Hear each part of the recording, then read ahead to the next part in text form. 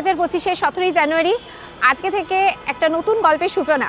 আমি যাচ্ছি 13147 উত্তরবঙ্গ এক্সপ্রেসে। এটা শিয়ালদা থেকে ছাড়ে 7:40-এ। এটা এনজেপি পৌঁছবে কালকে সকাল 6:15-য়। আর 16টা স্টেশনে দাঁড়ায়। ইন্টারমিডিয়েট স্টেশন কত কি আছে সব বলতে থাকবো। পুরোপুরি উত্তরবঙ্গ এক্সপ্রেসের জার্নিটা আমি সম্পূর্ণভাবে দেওয়ার চেষ্টা করব। এই জার্নিটা পুরো থাকছে। আর শিয়ালদার পরেই দাঁড়াবে বিধাননগর, তারপরে দক্ষিণেশ্বর স্টেশন। 1 মিনিটের জন্য কিন্তু দাঁড়াবে দক্ষিণেশ্বর স্টেশনে। চলো তাহলে পুরো জার্নিটা আজকে দেখা যাক কেমন হয়। সেই সঙ্গে আরেকটা কথা বলে দিই, এই ট্রেনে কিন্তু কোনো প্যান্ট্রি কার নেই। অবশ্যই বাড়ি থেকে খাবার নিয়ে আসবে। আর যদি তোমরা অনলাইনে খাবার নিতে চাও সেটা তোমরা নিতে পারো। কী কী স্টেশনে অনলাইনে খাবার তোমরা পাবে আমি অবশ্যই সেগুলো বলে দেবো। আমি তো বাড়ির খাবার পছন্দ করি, তাই বাড়ির খাবারই নিয়ে এসেছি। আমি এই মুহূর্তে রয়েছি শিয়ালদা স্টেশনে। এই স্টেশন পূর্ব ভারতের অন্যতম ব্যস্ততম স্টেশন। নির্দিষ্ট সময়ে ট্রেন ঢুকলো শিয়ালদা স্টেশনে। একেবারে ট্রেনে উঠে দেখা হচ্ছে। 13147 উত্তরবঙ্গ ট্রেনে করে যাচ্ছি এনজেপি স্টেশন। কিন্তু এই ট্রেনটা যাবে বামুনহাট পর্যন্ত। 748 কিলোমিটার টোটাল জার্নি। আমরা যেহেতু নামবো এনজেপি নিউ জলপাইগুড়ি, সেটা হচ্ছে 573 কিলোমিটার। ট্রেন যথারীতি একদম নির্দিষ্ট টাইমেই ছাড়লো শিয়ালদা স্টেশন। স্টেশনে বাড়িটা আসবার আগে খুব একটা নিতে পারিনি, লাগেজ ছিল। আর আমার একটা কারণে আর কি হাতে ব্যথা রয়েছে। এই ট্রেন আইএফসি থেকে এলএইচবি হয়েছে, সেই কারণে ট্রেনের কামরাগুলো যথেষ্ট সুন্দর আর জার্নিটা খুব ভালো লাগছে। 13147-এ করে পুরো জার্নিটা থাকবে আজকের আমার এই ভিডিওটায়।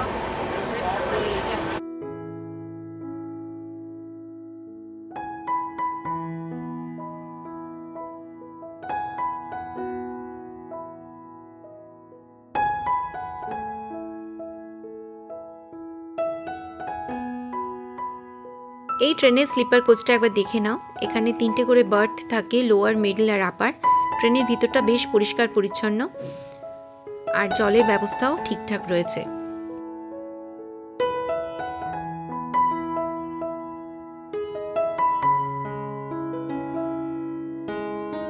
আমাদের ট্রেন এখন বিধাননগর দক্ষিণেশ্বর স্টেশন পার হয়ে এখন বিবেকানন্দ সেতুর পাশ দিয়ে যাচ্ছে। এটি বালির ব্রিজ নামেও পরিচিত।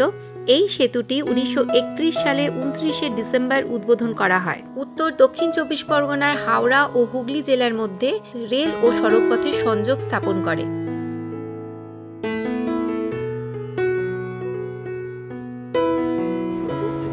রাত্রে ডিনারটা করে নিচ্ছি। এই ট্রেনে কিন্তু প্যান্ট্রি কার নেই, তাই বাড়ি থেকে খাবার নিয়ে এসেছি। আলুর তরকারি, ডিমের কারি আর তার সাথে সন্দেশ আছে। অবশ্য এখানে কিন্তু বাইরে থেকে মানে ট্রেনের যারা আছেন তারা বাইরে থেকে খাবার তুলে বিক্রি করছেন। জিজ্ঞাসা করলাম যে এখানে বিরিয়ানি বললো চিকেন বিরিয়ানি 160 টাকা, আর এগ বিরিয়ানি 140, আর আলু বিরিয়ানিও আছে। খাবার পেয়ে যাবে যদিও, তবে আমি প্রেফার করি সবসময় বাড়ির খাবার। আমি বাড়ি থেকে করে নিয়ে এসেছি। পরবর্তী স্টেশন হচ্ছে বর্ধমান। আমি বর্ধমানে অবশ্যই নামবো। 101 কিলোমিটার আমরা ক্রস করব বর্ধমানে। ট্রেন একটু লেট রয়েছে, সেই ফাঁকে ডিনারটা কমপ্লিট করছি।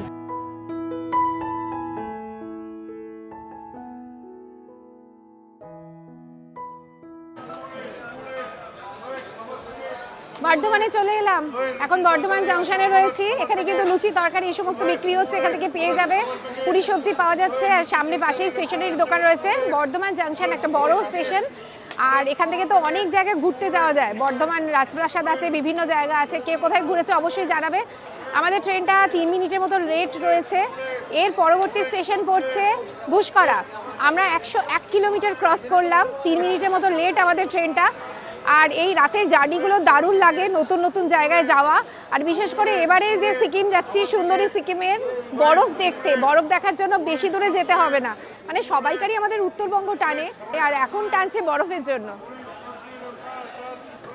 আচ্ছা, এখানে আরেকটা কথা বলে দিই, বর্ধমান থেকে কিন্তু তোমাদের ক্যাটারিংয়ের ব্যবস্থা আছে। এখানে তোমরা খাবার অর্ডার করলে এখান থেকে পেয়ে যাবে। যেহেতু ট্রেনে প্যান্ট্রি কার নেই, আমাদের যে ট্রেনের স্টাফেরা আছে তারা বাইরে থেকে খাবার নিয়ে খাবার বিক্রি করছে, খাবার পাবে। যারা রেস্টুরেন্টের খাবার খেতে চাও তারা কিন্তু অবশ্যই বুক করে নিতে পারো ক্যাটারিংয়ে। সেখান থেকে তোমরা অনলাইনে খাবার পেয়ে যাবে। এই ট্রেনে টোটাল 23টা হল্ট আছে আর 150টা ইন্টারমিডিয়েট স্টেশন রয়েছে। আর দুর্দান্ত গতিতে ছুটছে ট্রেন এখন।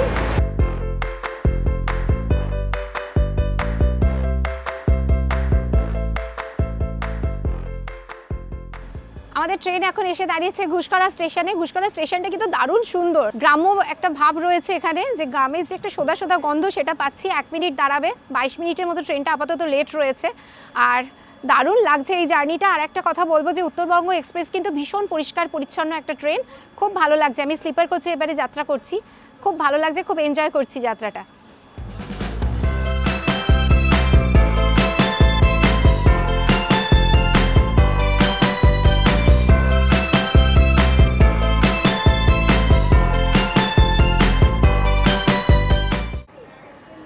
আমরা এখন রয়েছি বোলপুর স্টেশনে। 153 কিলোমিটার আমরা ক্রস করলাম, আর টোটাল যাব 573 কিলোমিটার। রাস্তাটা এখনও অনেকটাই বেশি, কম রাস্তা এসেছি।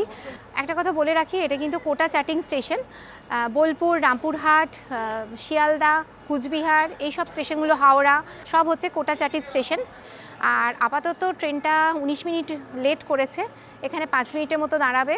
বোলপুর শান্তিনিকেতন তো আমাদের সবাইকার প্রিয় জায়গা, রবি ঠাকুরের স্মৃতি বিজড়িত এই জায়গা, সবাই ভালো লাগে। তবে হ্যাঁ, আমার এখনও পর্যন্ত বোলপুরে কিন্তু আসা হয়নি, খুব আসার ইচ্ছে রয়েছে। আর খুব সুন্দর জার্নি, খুব ভালো লাগছে, আপাতত এনজয় করছি। কখন গিয়ে পৌঁছবো গ্যাংটক, সিকিম, সুন্দরী সিকিমে, তার অপেক্ষায়।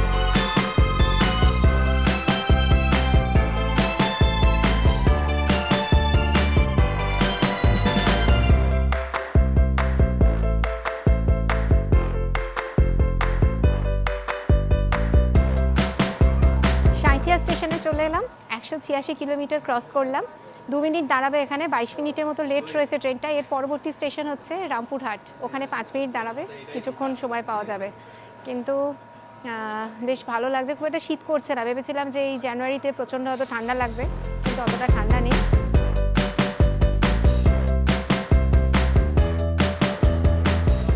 এই মুহূর্তে রামপুরহাট এলাম, আর আমরা 213 কিলোমিটার ক্রস করলাম। 5 মিনিট দাঁড়াবে এখানে, 20 মিনিটের মতো লেট রয়েছে। 11টা 17 ঢোকার কথা, এখন প্রায় বাজে 11টা 38।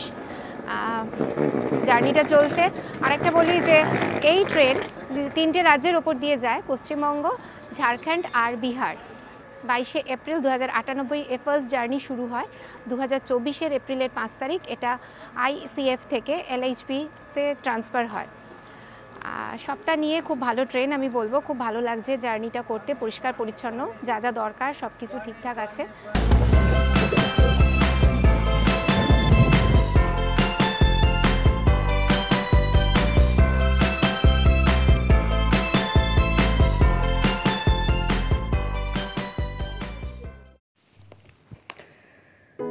অনেকটা রাত হয়েছে, তাই আর ট্রেন থেকে নামলাম না। যেতে যেতে বলে দিই, এই ট্রেনে মোট 17টা কামরা, 7টা স্লিপার, 3টে AC 3 টিয়ার, 2টো AC 2 টিয়ার, AC ফার্স্ট ক্লাস। এরপর তোমাদের সাথে দেখা হচ্ছে একদম কালকে সকালবেলা।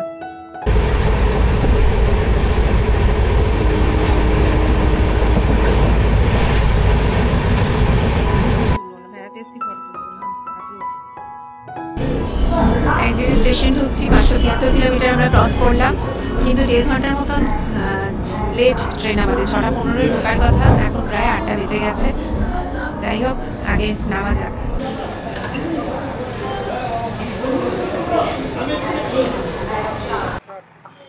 আমি এখন NJP স্টেশনে, এখান থেকে কিন্তু গ্যাংটক যাব। তবে ট্রেন থেকে নেবে কিন্তু অনেকেই আছে যে গাড়ি ভাড়ার জন্য আসবে, সেক্ষেত্রে একটু দেখে নিও যে তাদের সাথে কথা বলে কতটা যাতায়াত ঠিক হবে। আমি ঠিক বলে উঠতে পারবো না, দেখা যাক কেমন হয় জার্নিটা। পরবর্তী পর্বে থাকছে NJP থেকে আমার গ্যাংটক পৌঁছানো। আজকে ভিডিওটা ভালো লেগে থাকলে please like, share and subscribe করো। সব সময় আমার পাশে থেকো, আর সবাই খুব ভালো থেকো।